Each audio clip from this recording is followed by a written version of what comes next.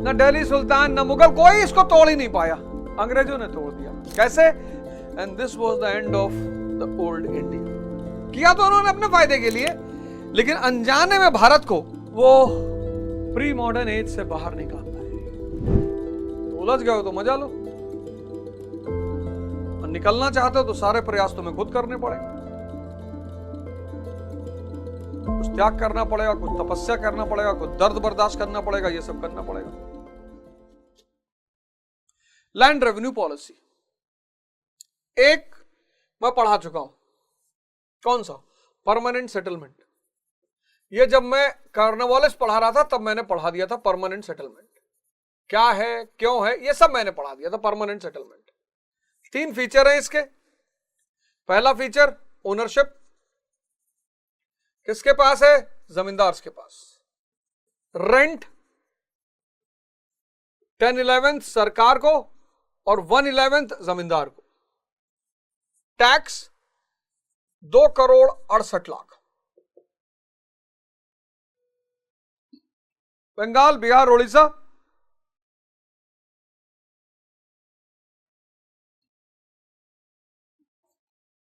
कुछ पार्ट अवध का, मद्रास का कुछ हिस्सा परमानेंट सेटलमेंट।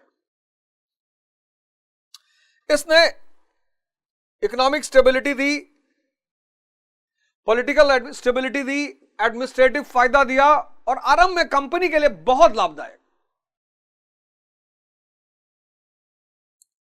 आरंभ में कंपनी के लिए बहुत लाभदायक, लेकिन लॉन्ग टर्म में, आरंभ में तो बहुत लाभदायक, लेकिन लॉन्ग टर्म में इसने कंपनी को नुकसान पहुंचाया, रेवेन्यू का घाटा किया। अब शुरुआत में जब लैंड किसानों के पास थी तो गेहूं और चावल पैदा होता था, जब वो महाजनों के पास पहुंच गई तो वो अफीम पैदा करने लगे, और ज्यादा रेवेन्यू आने लगा, लेकिन उससे सरकार को कोई फायदा नहीं मिला।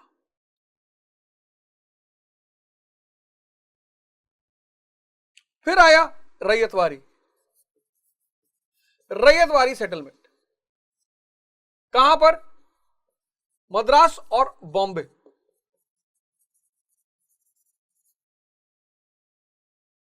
किसके लीडरशिप में? रीड और Munro.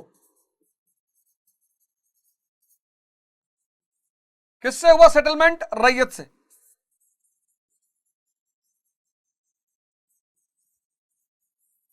Farmers. East India company ने कहा कि भाई साहब यहां वो बड़े बड़े जमींदार नहीं है साउथ में, यहां परमानेंट हो ही नहीं सकता, यहां परमानेंट सेटलमेंट हो ही नहीं सकता, क्योंकि यहां बड़े बड़े जमींदार ही नहीं है।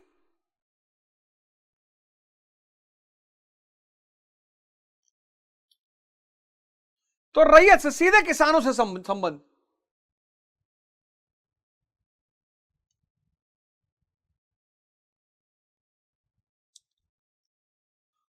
और कहा टैक्स नहीं,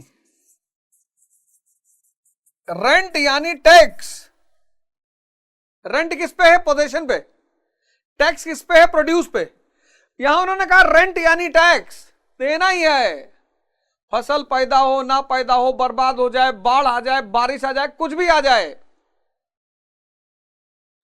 देना ही है।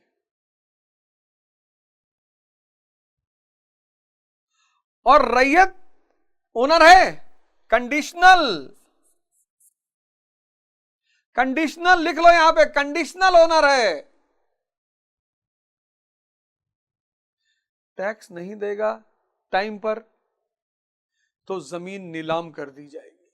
यहां बहुत सारे जमींदार, यहां सिर्फ एक जमींदार, ईस्ट इंडिया कंपनी। यहां मल्टीपल जमींदार,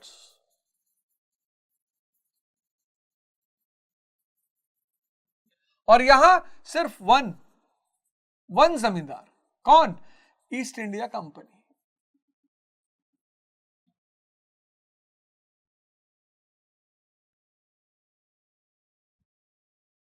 अठारह सौ 19-20, 18-19-20,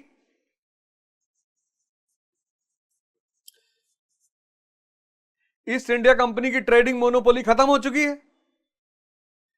अब ब्रिटिश गुड्स भारत आएंगे तो किसानों के पास इतना तो पैसा हो कि कुछ सामान खरीद लें। यहां किसानों को सरकार तो लूट ही रही है, जमींदार। यहां दो लुटेरे हैं किसान के, स्टेट और जमींदार। यहां सिर्फ स्टेट। थोड़ी बहुत प्रॉस्पेरिटी किसान के पास बचेगी जिससे कि वो कुछ सामानों को खरीद सके। कम से कम नमक तो खरीद ही ले जो ब्रिटेन के फैक्ट्रियों से आ रहा है। लेकिन यहां सरकार को बड़ी दिक्कत हुई रैयत से सीधे डील करने में। तो फिर एक तीसरा सेटलमेंट लेकर आए, महलवाड़ी। महलवाड़ी सिस्टम, यह सिस्टम था। इसमें सेटलमेंट किससे हुआ? विलेज से। यहां रिफॉर्म्स होते थे, 20 से 30 साल में रिफॉर्म्स होते थे रैयतवाड़ी में। 20 से 30 साल में रिफॉर्म्स होते थे। यहां सेटलमेंट हुआ विलेज बाय विलेज, गांव गांव से संबंध।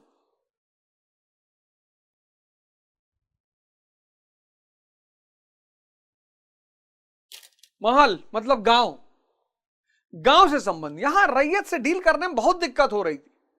किसानों से डील करना संभव ही नहीं था इन विदेशियों के लिए, तो गांव से।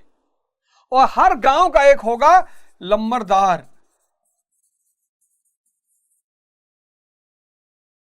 और यह लम्बरदार यहां की तरह का जमींदार नहीं होगा। इसका काम होगा लम्बरदार का पूरे गांव से टैक्स कलेक्ट करके सरकार के पास जमा कराना, और उसके बदले में इसको थोड़ी बहुत सुविधा मिलेगी। पर यह जमीन का, सारे जमीन का ओनर नहीं है। लम्बरदार, अगर तुम्हारा गांव है यूपी में, खासकर गोंडा ओंडा के इलाके में, गोंडा बहराइच बस्ती के इलाके में, तो तुम्हें गांव में अभी कि भैया लम्बरदार के घर के हों।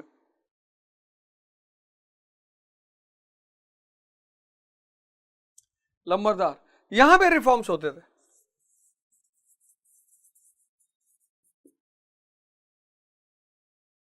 तो जमींदार, रैयत और गांव, इस 3 स्तर पर समझौता किया। लेकिन उद्देश्य यही था कि एग्रीकल्चर से जितना निकाल सकते हो निकालो, क्योंकि agriculture was the biggest source of income for British in India. और अंग्रेजों ने एक जो सबसे बड़ा काम किया, सबसे बड़ा काम किया कि लैंड को उन्होंने प्राइवेट प्रॉपर्टी बना दी। सेलेबल, मॉर्टगेजेबल,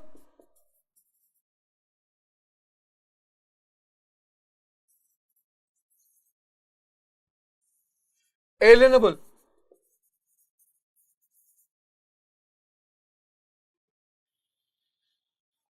यह सबसे क्रांतिकारी काम किया अंग्रेजों ने। अगर वो ये काम नहीं करते तो वो टैक्स कभी नहीं कलेक्ट कर पाते, नेवर।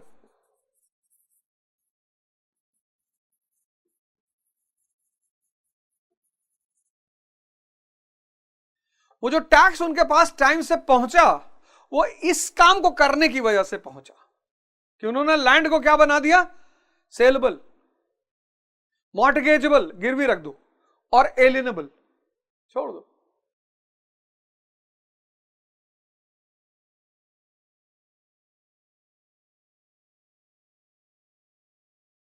अगर वो ये सिस्टम नहीं करते, इसीलिए जब तुम मॉडर्न इंडिया में आगे भी पढ़ोगे तो money lenders became suction pump for British government. Suction pump, ये मनी लेंडर्स हैं, ये सक्शन पंप बन गए पैसा निकालने के। जिसके पास भी टैक्स जमा करने की हैसियत नहीं थी, वो इनसे गया, पैसा ले लिया। इन्होंने दे के जमीन ले लिया। अब इनको जमीन से क्या फायदा? ये कमर्शियल खेती करवाएंगे, इंडिगो बोएंगे, इंडिगो की खेती करेंगे या अफीम की खेती करेंगे। तो इससे कमर्शियलाइजेशन ऑफ एग्रीकल्चर हुआ, और कमर्शियलाइजेशन ऑफ एग्रीकल्चर का परिणाम हुआ रेगुलर फेमाइंस। आगे पढ़ेंगे। लेकिन ये किया तो उन्होंने अपने फायदे के लिए, लेकिन इससे भारत का बहुत बड़ा फायदा हुआ। मॉडर्न इंडिया के जन्म में एक और क्रांतिकारी कदम, वन मोर रेवोल्यूशनरी स्टेप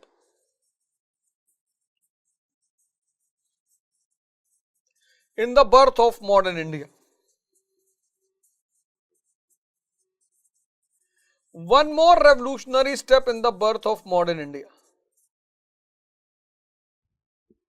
आधुनिक भारत के जन्म में एक और क्रांतिकारी कदम, कौन सा?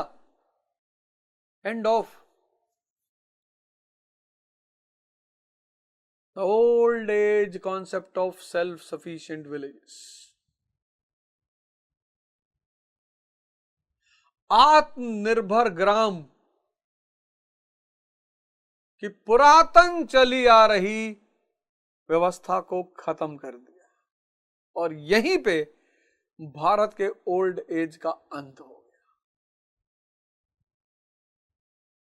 क्या किया? End of the old tradition of self sufficient villages. कोई नहीं तोड़ पाया, कोई नहीं तोड़ पाया, ना दिल्ली सुल्तान तोड़ पाए, ना मुगल तोड़ पाए, कोई तोड़ ही नहीं पाया।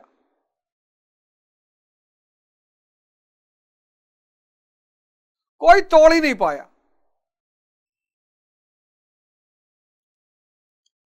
ना दिल्ली सुल्तान, ना मुगल, कोई इसको तोड़ ही नहीं पाया। अंग्रेजों ने तोड़ दिया। कैसे? लैंड को प्राइवेट प्रॉपर्टी बनाकर। And this was the end of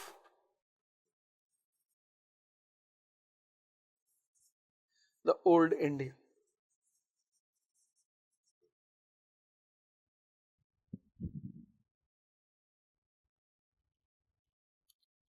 किया तो उन्होंने अपने फायदे के लिए, लेकिन अनजाने में भारत को वो प्री मॉडर्न एज से बाहर निकाल लाए। बड़ा एहसान किया अंग्रेजों ने भारत के ऊपर, बहुत एहसान किया। छोटा मोटा एहसान नहीं किया, फीस भी लिया उसका। ड्रेन ऑफ वेल्थ वही है, उसका फीस लिया अंग्रेजों ने। ऐसा नहीं फ्री में किया, पर भारत को राष्ट्र बनाया।